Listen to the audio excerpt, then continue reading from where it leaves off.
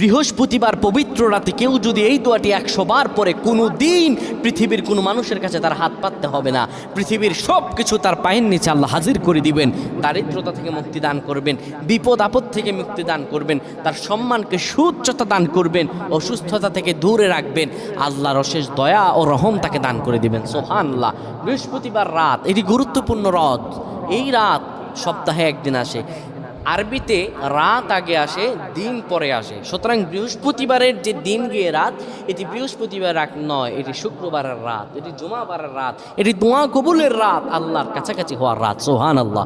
এই বৃহস্পতিবার রাত আল্লাহ তাআলা বান্দার দোয়া কবুল করেন। কেউ যদি বৃহস্পতিবার রাতে ঈশা নামাজের পরে পবিত্র হয়ে ইয়া হাইয়ু ইয়া হাইয়ু ইয়া হাইয়ু ইয়া রফিয়ু ইয়া রফিয়ু ইয়া রফিয়ু এই দোয়াগুলো পড়তে পারে 100 বার, আল্লাহ রাব্বুল আলামিন